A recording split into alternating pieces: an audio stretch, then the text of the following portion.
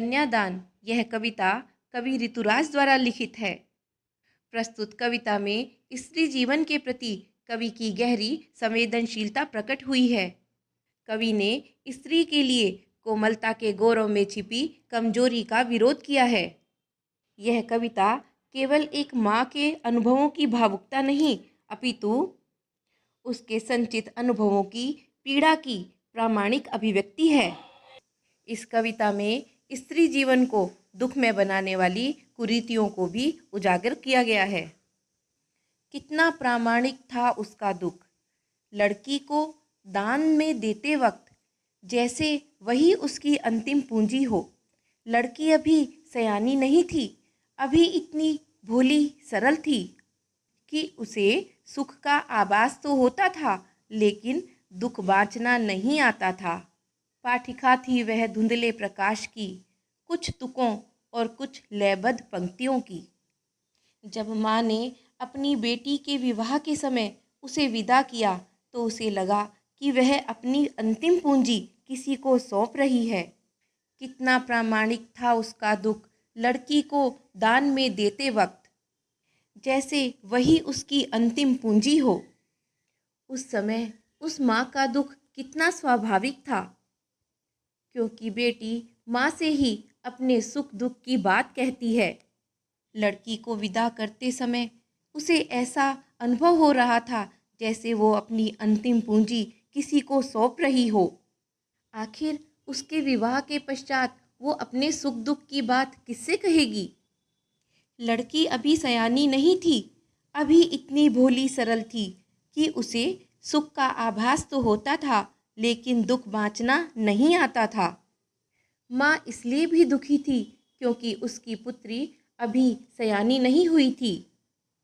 उसमें संसार की चालाकियों को समझने की समझ नहीं थी।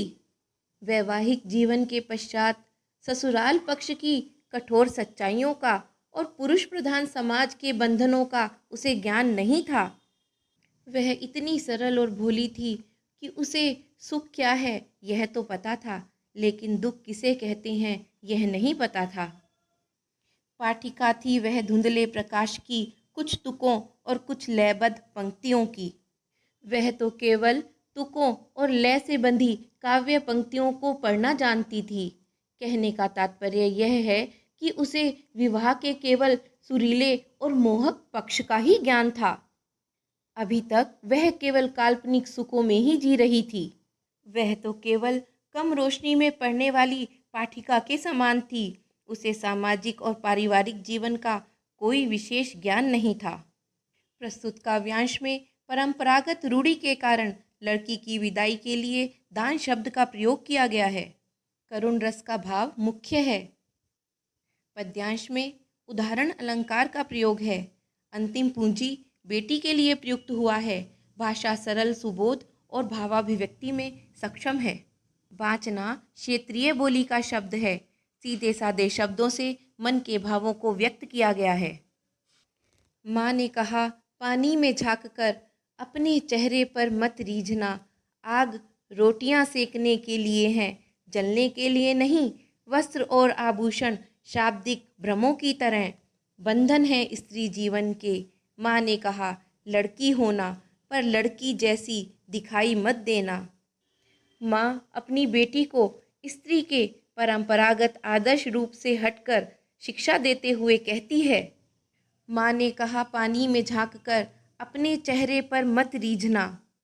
माँ ने बेटी को समझाते हुए कहा कि तुम अपनी शारीरिक कोमलता और सुंदरता को देखकर मन ही मन प्रसन्न मत होना। अपनी कोमलता के विषय में सोचते हुए कमजोर मत बनी रहना। साथ ही आग से भी सावधान रहना। आग पर रोटियां सेकी जाती हैं, उससे अपने शरीर को जलाया नहीं जाता। वह आग जलाने का कार्य भी करती है जिस आग से रोटियां सेकी जाती हैं। इसलिए अपने जीवन के प्रति सदैव सचेत रहना। वस्त्र और आभूषण शाब्दिक भ्रमों की तरह बंधन है स्त्री जीवन के। माँ बेटी को समझाते हुए कहती है कि आभूषण और वस्त्र स्त्री की कमजोरी माने जाते हैं।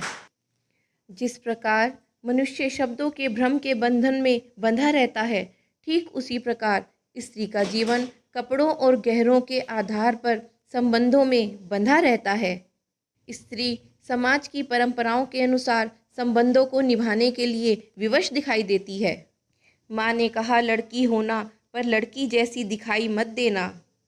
माँ बेटी को समझाते हुए कहती है कि तुम लड़कियों जैसी कोमलता, सौम्यता, आदर्शों और संस्कारों का तो पालन अवश्य करना, किंतु लड़कियों जैसी दुर्बलता, कमजोरी और स्त्रियों के लिए निर्धारित असहनीय आदर्शों का पालन मत करना। किसी के भी अत्याचारों को सहकर दुर्बल मत बनना। तुम हमेशा अपने प्रति होने वाले अत्याचारों व शोषण का साहसपूर्वक विरोध करना, जिससे किसी भी लड़की को कभी कमजोर न समझा जा सके। मन से भोरी, सरल और निश्चल रहकर लोक व्यवहार से सावधान रहना। तुम सरल तो रहना, लेकिन अपनी सरलता प्रकट मत होने देना, जिससे यह समाज तुम्हारा शोषण ना कर सके। प्रस्तुत काव्यांश में कवि ने स्त्री जीवन के प्रति गहरी संवेदना व्यक्त की है। स्त्री को केवल सौंदर्य का प्रतिमान बंधन में न बंधे रहने की बात कही है। पानी में झांकना से तात्पर्य जीवन के बाहरी रूप का अवलोकन करने से है। अग्नि की उपयोगिता का वर्णन किया गया है। उपमा अलंकार का सौंदर्य द्रष्टव्य है। भाषा प्रतीकात्मक होने के साथ साथ सरल, सुबोध और भावों के अनुरूप है। निष्कर्ष रूप में प्रस्तुत कविता में माँ के क्रांतिकारी भावों के साथ साथ संचित अनुभवों की पीड़ा को अभिव्यक्त किया गया है।